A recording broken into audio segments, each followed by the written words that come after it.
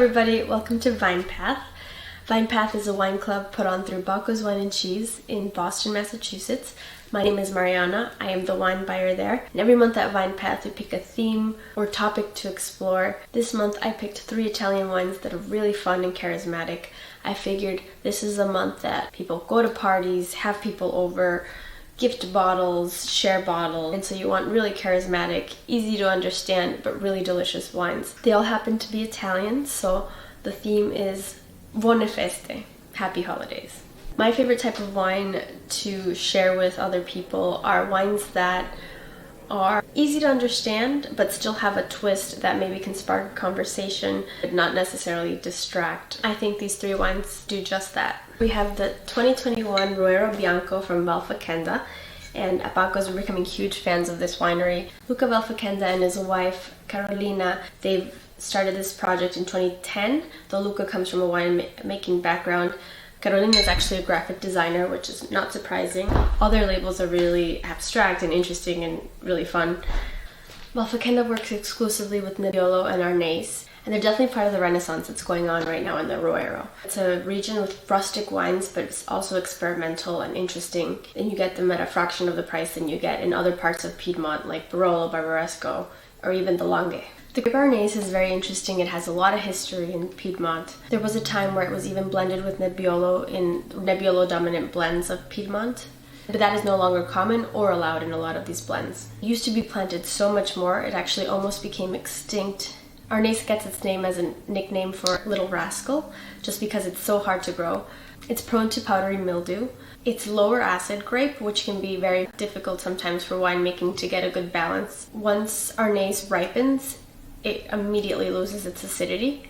So all in all, it can be a difficult grape to cultivate, but it's definitely a Piemontese grape, and once done right, it is so beautiful. I really love the way Luca and Carolina made this wine. They clearly understand the grape Arnese and did it in a way to make it shine. Instead of harvesting all of their grapes, vinifying that and aging that and bottling it, they actually do 3 different batches and then combine and blend to make this Roero Bianco. 20% of the grapes, they do an earlier harvest to maintain the freshness of the Arnese grape. That is the acid part of this wine. Then 50% of the wine here is harvested about 10 days after the first part is harvested, and so the grapes are much more ripe, or ripe fruit characters develop, and that part actually goes through malolactic fermentation, so it adds that texture and that creaminess, that roundness. That last 30% of wine actually comes from a different vineyard that has grapes that have thicker skins, and that they vinify and then leave on the skins for about 2 weeks. So essentially that part is orange. So months later in April they blend all this wine and then finally bottle in the summertime. On the nose I immediately get ginger and lemon and pear and frangipane. It smells like a pear almond tart. On the palate there's so much saltiness. You get more white fruits, more pear, but then there's this biscuity component, a little creaminess. It's like a salty peach cobbler with some ice cream on it. In music, when people harmonize, they're thinking about the high notes, middle notes, low notes. I think Valfaccenda completely thought of this wine as music. Combining those 3 different wines, you totally get the high, bright acidity and more floral components. There's a little jasmine here. You get the more creamy mouthfeel, but then there's this like briny saltiness and still all that fruit to carry it through. I would love to have this with a pork tenderloin with a fruit sauce, so either some like poached pears or poached peaches. Also a winter salad, maybe with fennel, pistachios, oranges. That would be really nice too. Up next we've got Antica Fratta's Essence from 2016.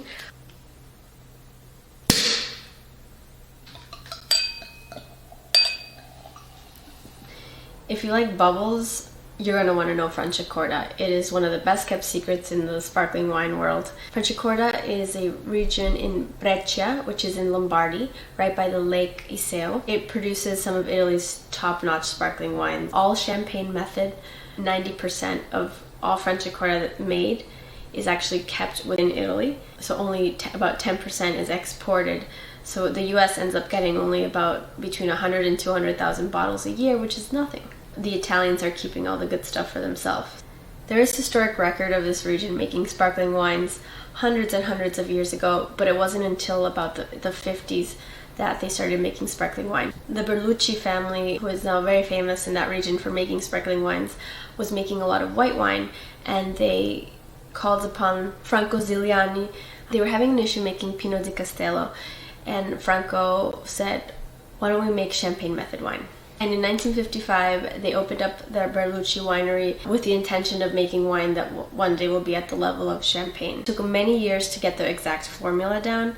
Their first Franciacorta was released in 1961, but by 1967, Franciacorta sparkling wine had a DOC. So actually, Antica Fratta is quite historic in this region because in 1979, Franco actually purchased this plot of land and wanted to make more small batch boutique Franciacorta. Franciacorta actually focuses on 3 grapes: Chardonnay, Pinot Noir, and Pinot Bianco. The Chardonnay and the Pinot Noir have that in common with Champagne. Franciacorta got the DOCG status in 1995. To be a Rosé Franciacorta with a vintage, so this is from the 2018, it's not just a non-vintage. You have to have at least 35% Pinot Noir. This is actually 50% Pinot Noir. The other 50% is Chardonnay. Our aging requirements for a vintage Franciacorta. This spends 42 months on the lees. Basically, they make the wine, they vinify it dry, and then they bottle it with tirage. And that ages for about 42 months in the bottle while the second fermentation is happening. The bottles are then disgorged and then spend some time in the bottle to get acclimated, and then they are brought out to the world. This is a very elegant wine. It smells like orange blossom and some red cherry candy. You continue to get that on the palate, but then you have almost this like dark, light, smoky component in the very back that almost reminds me of miso. But if anything, that just amplifies all the bright fruit character that it has up front. The bubbles are just like perfectly soft, very silky texture. I would want to have this with a scallop crudo. Franciacorta, some people criticize for being like they're copying Champagne. I don't think that's the case at all. I think Franciacorta is completely Italian. If anything, it is the result of such a time in Italy, post-war Italy in the 50s and 60s. They were figuring out what to best do with their land, and sure, they took inspiration from other places, but they wanted to elevate their wine. Wine was seen as more of an agricultural product. Every town, every family can make their own wine, and it's, almost like a peasant drink. They were trying to make a beautiful product, that market it, and take it to the next level, and I think Franciacorta is that perfect example. They have a high standard for their production. They keep most of it within their own country.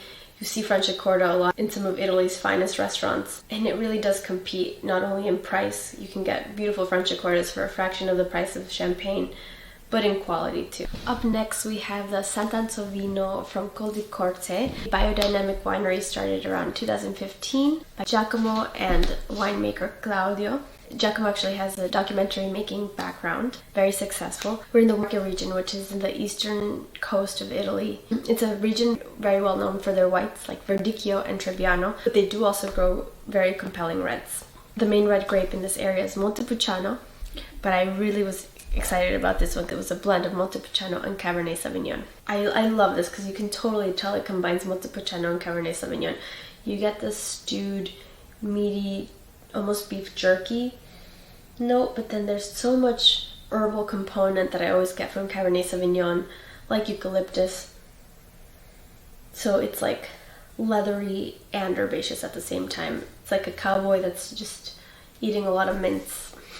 The color is really deep, and on the palate you get more like plum, very like a lot of silky Cabernet Sauvignon coming out. It kind of almost reminds me of Bordeaux's, but then there's something rustic and almost like meaty and stewed. And on the palate then I get more bright cherry notes. The finish is so much dark chocolate, really balanced dark chocolate that's not too bitter, not too sweet, not too fruity, just right. I would have this with red sauce. I'm actually making some beef ragu right now that I'm probably gonna have this with. So lasagna, bolognese, whatever meaty red sauce you have, this is the perfect pairing, I think. The Corte is all about biodynamic farming. In fact, the name Sant'Ansovino, which this wine gets its name from, is named after Saint Ansovinus, which is the patron saint of agriculture. It's a winery that is all about keeping in check with the land.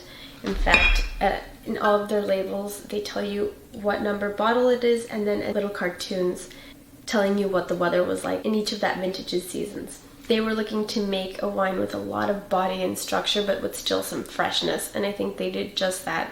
Montepulciano has a lot of body and structure, and Cabernet Sauvignon is right there to give it that little bright lift. Well, thank you so much, everybody. It's been a wonderful year at Vine Path. I hope everyone rounds out their year with a lot of good food, connecting with people, having a good time, and reflecting on this year. I hope you do it with these wines. I really look forward to hearing if you have any suggestions or ideas for upcoming months. Wishing everybody the best last month of 2022. Cheers.